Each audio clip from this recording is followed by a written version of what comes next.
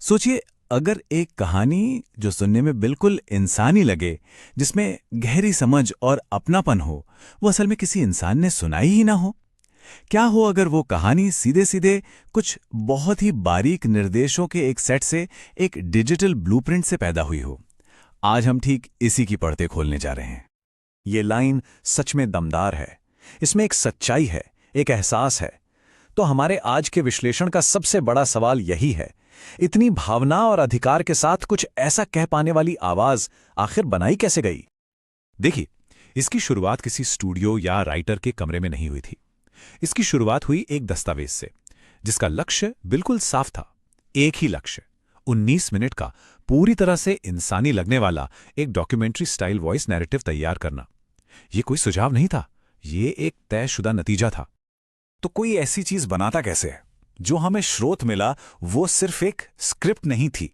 इसे एक digital director के नोट्स की तरह समझिए, एक ऑटोमेटेड क्रिएटर के लिए एक बहुत ही जटिल ब्लूप्रिंट, जिसमें हर छोटी बड़ी बात तय की गई थी। ठीक है, तो चलिए इसमें गहराई से उतरते हैं।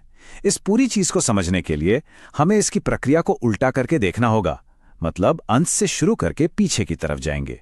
और शुरुआत करने के लिए सबसे सही जगह है इसका सबसे इंसानी हिस्सा, वो व्यक्तित्व जिसे अपनाने का निर्देश दिया गया था। यह मामला सिर्फ एक आवाज चुनने का नहीं था, यह एक पूरी की पूरी डिजिटल पहचान को एक तरह से इंजीनियरिंग करने जैसा था। ब्लूप्रिंट ने नियमों और खास निर्देशों के जरिए एक बहुत ही नपातुला और सूक्ष्म व्यक्तित्व बड़ी सावधानी से तैयार किया। तो ये पर्सोना स्पेसिफिकेशन आखिर है क्या? ये सिर्फ कुछ तकनीकी निर्देश नहीं है, ये तो उस आवाज की आत्मा है जिसे बनाया जा रहा है। ये वो कोड है जो उसका चरित्र, उसकी विशेषज्ञता और उसके बात करने का अंदाज तय करता है, ताकि आवाज सिर्फ जानकारी ना दे बल्कि एक पहचान बनाए। अब ये स्लाइड देखिए, ये बहुत दिलचस्प है क्योंकि इससे पता चलता है कि पहचान कितनी साफ साफ तय की गई थी। बाईं तरफ है अनिवार्य व्यक्तित्व, एक दिग्गज राजनीतिक रणनीतिकार। ऐसा क्यों? क्योंकि एक रणनीतिकार अनुभव, अधिकार और जमीनी समझ की बात करता है, सिर्फ किताबी ज्ञान की नहीं। शांत अधिकार, आंकड़ों पर सख्त लेकिन लोगों के लिए नरम। इससे एक ऐसा व्यक्तित्व बनता है जिस पर भरोसा किया जा सकता है। और दाईं ओर देखिए कि क्या नहीं बनना था। कोई असिस्टेंट, कोई लेक्चरर या कोई पक्षपाती आवाज। हदें बिल्कुल साफ थीं ताकि एक भरोसेमंद एक्सपर्ट की छवि बने। और बात यही खत्म नहीं हुई, ये इंजीनियरिंग और भी गहराई तक गई, आवाज की बनावट तक। निर्देश अविश्वसनीय रूप से बिल्कुल साफ थे। सांस्कृतिक रूप से जुड़ी हुई कहानी, मिट्टी, मौसम, रोजी रोटी की बातें, छोटे और मिले जिले वाक्य, ताकि सुनने में बनावटी ना लगे।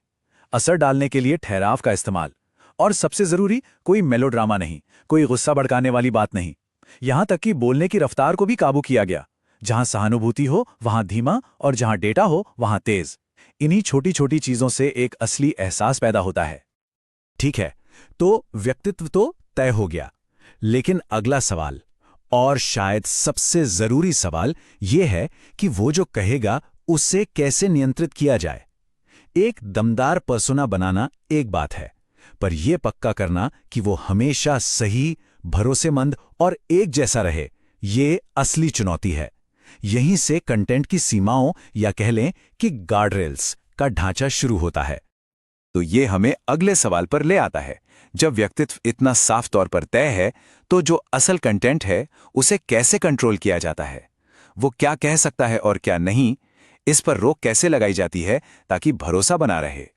ब्लूप्रिंट ने एक कंटेंट फायरवॉल बनाया, मतलब एक लिस्ट उन शब्दों की जिन्हें इस्तेमाल करने पर पूरी तरह से पाबंदी थी।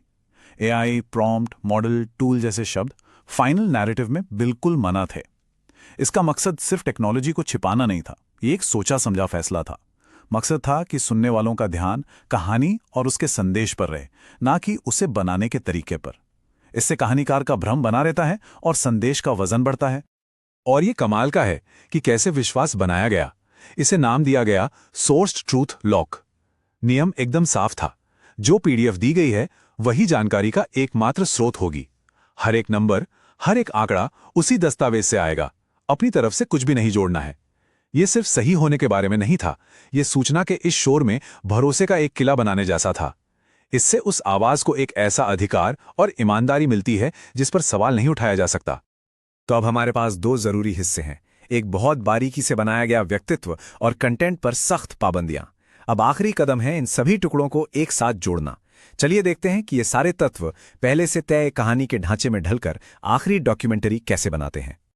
पूरी 19 मिनट की कहानी का नक्शा शुरू से ही तैयार था। ये कोई मामूली आउटलाइन नहीं है, ये कहानी की एक पूरी वास्तुकला है। पहले 45 सेकंड में पहचान और मकसद बताना, फिर मिट्टी की नब्ज के साथ जमीनी हकीकत से जोड़ना, फिर परिणाम की शारीरिक रचना के साथ सिस्टम का विश्लेषण करना। हर हिस्सा अपने पिछले हिस्से पर बनता है और कहानी का अंत एक शांत चेतावनी और एक फाइनल कॉल टू एक्शन के साथ होता है। हर पल की योजना बनाई गई थी ताकि असर ज्यादा से ज्यादा हो। और ये कंट्रोल सिर्फ आवाज तक ही नहीं था, निर्देशों में विजुअल प्रेजेंटेशन को भी उतनी ही सख्ती से कंट्रोल किया गया था। हर सीन में हर वक्त 4 कोनों में खास ओवरले दिखने चाहिए थे। विजुअल्स को विषय के हिसाब से होना था, कोई भी आम स्टॉक फुटेज नहीं। और यहां तक कि आखिरी कॉल टू एक्शन भी शब्द ब शब्द तय था। एक अनिवार्य स्क्रिप्ट। मकसद था पूरी तरह से एक रूपता, एक पेशेवर और भरोसेमंद ब्रांड पहचान बनाना, जहां हर चीज एक ही कहानी कह रही हो। तो इन सब का मतलब क्या निकलता है? इस ब्लूप्रिंट की परतें खोलने के बाद हम कहानी कहने के भविष्य के बारे में क्या कह सकते हैं? कंटेंट बनाने के इस बेहद सख्त और निर्देशाधारित तरीके के असल मायने क्या हैं? तो सबसे बड़ी बात जो सामने आती है वो ये है, एक कहानी जो जटिल, भावनात्मक और गहराई से इंसानी महसूस होती है, उसे सच में एक काफी ज्यादा विस्तृत डिजिटल ब्लूप्रिंट से बनाया जा सकता है।